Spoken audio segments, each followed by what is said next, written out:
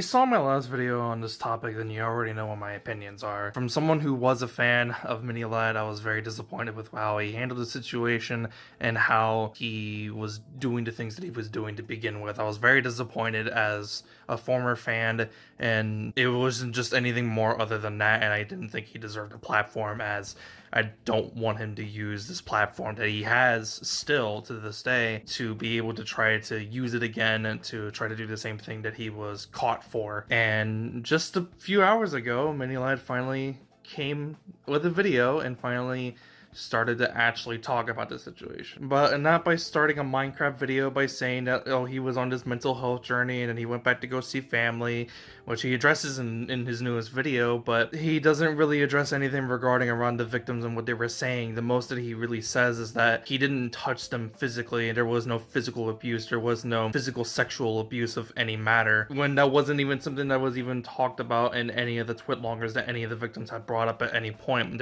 None of them ever talked about physical sexual abuse at any point. There was obviously sexual abuse in the sense that through text conversations, Minilad did solicited nude pornography of a minor, and that was a situation that needed to be talked about with this video, and he needed to apologize for, but he didn't do that. Instead, he just dismissed it by talking about it for not even like a full minute of the video, when in a 5-minute video, and just didn't talk about it. He just completely just ignored it like it didn't matter and that it meant nothing.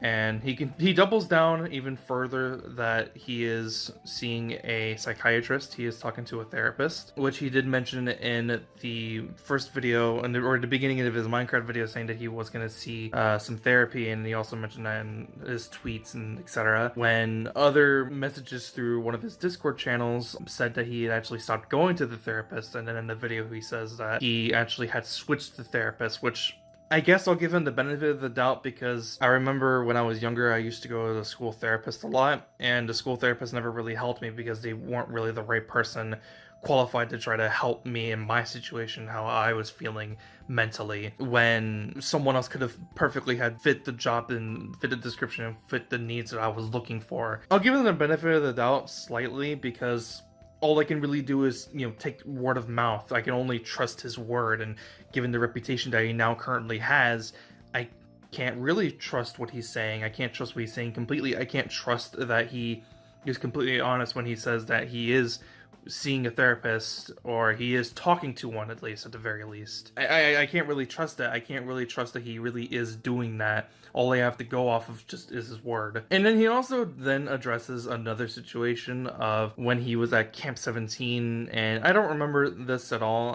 I think I might have heard about that camp at one point a few years ago, but he was there, and so was Terrorizer and Marcel. Basically, I do work, and there was someone who came out a week ago at this point. I only saw it just yesterday, that he was being very inappropriate with the younger girls that were there. He was touching them, or maybe he wasn't really touching them, but he was being very inappropriate with them, and that isn't something that he should have been doing at the very least. And this got to a point where even Terrorizer had to mention something about it, and he mentioned on his own message, or his tweet to that Twitter, that he and Marcel were only there at the last day that Minilad was there, and he had no idea that any of that happened. And again, I guess give him Minilad the benefit of the doubt. This is still kind of, an allegation. There is no proof of this. I mean, you can't really prove this in some ways, but the way that you can prove this is that you need more, testimonies from other people who were there. We need more victims. We need people who were monitoring the situation, and the group of people that Minilad was, surveilling around with, because he even says in the video that there were people monitoring what he was doing along with everybody else and a whole bunch of adults and etc, etc. This was all happening all at the same time, and he was always being watched. There never was a situation where he could have been able to do something, or so he says. We have to have more testimonies and more people coming out about what he has and hasn't done whilst he was at Camp 17.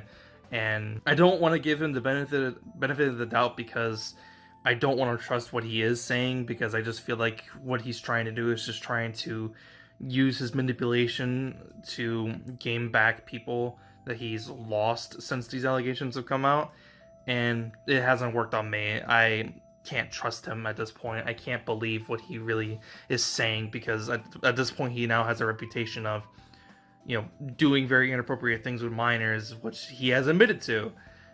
And this video, he tries to completely negate that he hasn't done anything at all by basically not talking about it whatsoever. So this is a YouTube apology that it just wasn't good. It wasn't good because he doesn't apologize for anything. He doesn't acknowledge any of the people who have come out about these things that were happening to them, and he tries to double down more that it was his mental health, basically, by saying that he's still seeing or talking to a therapist, which doesn't work on me. And the mental health excuse doesn't work on me. And yeah, I can't trust him. I don't believe what he's saying. We're just gonna have to wait and see if any more people are gonna be able and are more willing to be able to come out and talk about their experiences with Miniolad, because the more people that can come out, the more that we have a chance of getting this guy deplatformed. And as I kind of said before in my last video, it pains me to kind of say that, because this was a creator that I really enjoyed before, and now it's just at a point where I can't sympathize with him, I can't trust him, and I can't support him in any fashion.